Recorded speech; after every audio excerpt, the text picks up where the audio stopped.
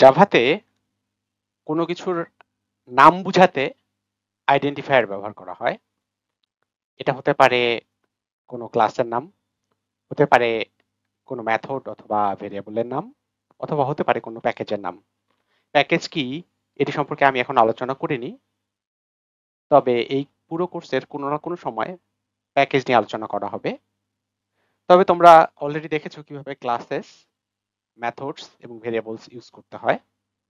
আমরা যখন কোনো নামকরণ করি তখন তার কিছু নিয়ম আছে। সেই নিয়মগুলোর মধ্যে প্রথম নিয়মটি হচ্ছে নাম শুধুমাত্র আলফা নিউমেরিক ক্যারেক্টার্স, তার মানে হচ্ছে অ্যালফাবেট অথবা নাম্বার, সেই সাথে আমরা ডলার সাইন এবং আন্ডারস্কোর ব্যবহার করতে পারি। উদাহরণস্বরূপ তোমরা যদি বাম দিকে তাকাও, এখানে my account underscore fruit name, account 1, full underscore name, এগুলো হচ্ছে ভ্যালিড আইডেন্টিফায়ার। কিন্তু তুমি যদি ডান দিকে তাকাও, সেক্ষেত্রে দেখবে 1 2 3 4 প্লাস 25, এটা ইনভ্যালিড আইডেন্টিফায়ার। অ্যাকাউন্টের শুরুতে এবং শেষে যদি আমরা ফার্স্ট ব্র্যাকেট দেই, এটাও ইনভ্যালিড হয়ে যাবে। @ দিয়ে শুরু হওয়ার কারণে এটা ইনভ্যালিড হয়ে যাবে। এখানে ডাবল কোটেশন দেওয়ার কারণে এটা ইনভ্যালিড আইডেন্টিফায়ার হয়ে যাবে। দ্বিতীয় যে রুল, আমরা একটু আগেই দেখেছি আমরা চাইলেই আইডেন্টিফায়ারের নামে ডিজিটস ব্যবহার করতে পারবো, কিন্তু আমরা চাইলেই নাম্বার দিয়ে শুরু করতে পারবো না।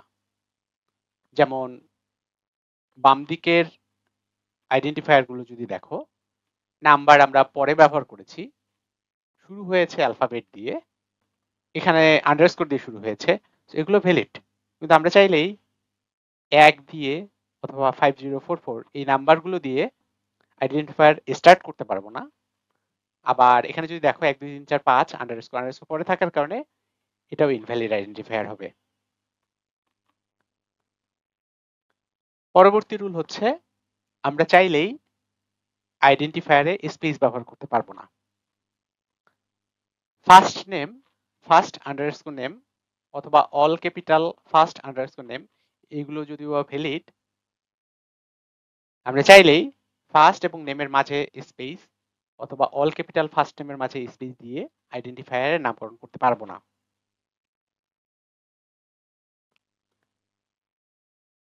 একটা জিনিস মনে রাখতে হবে, যখনই আমরা আইডেন্টিফায়ারের নামকরণ করব তখন নামগুলো হবে কেস সেন্সিটিভ। কেস সেন্সিটিভ জিনিসটি কি?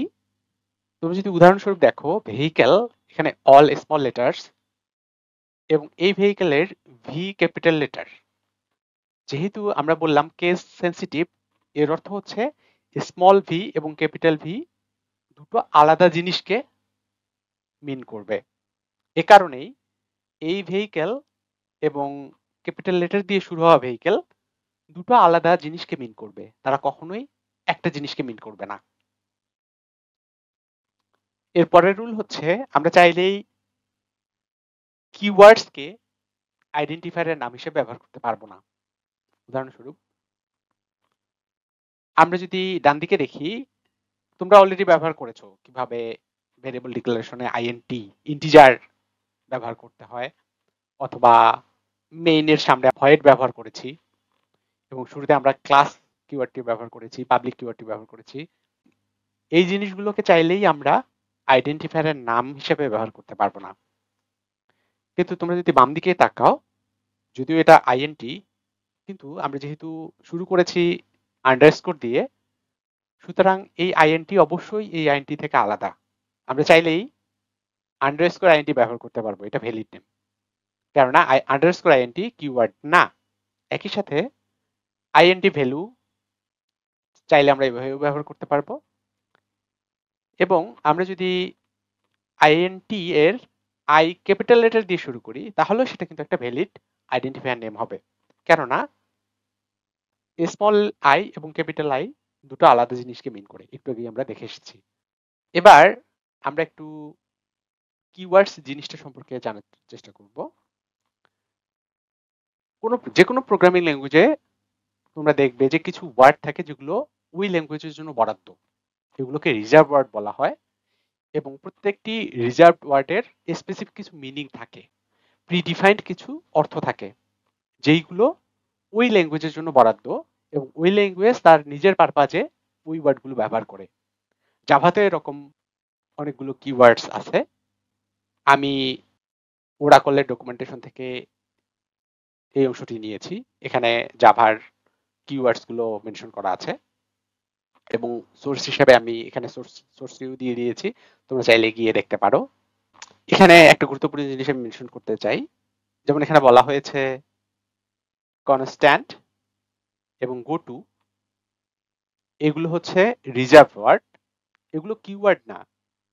অর্থাৎ জাভা এখনো কিওয়ার্ড হিসেবে এগুলোকে ল্যাঙ্গুয়েজে ইনক্লুড করেনি, এগুলো রিজার্ভড ওয়ার্ড হিসেবে রেখে দিয়েছে। ভবিষ্যতে হয়তো বা প্রয়োজনে এইগুলোকে জাভা ল্যাঙ্গুয়েজে আনা হবে। এই দুটো ওয়ার্ডকেও আমরা চাইলে আইডেন্টিফায়ার হিসেবে ব্যবহার করতে পারবো না।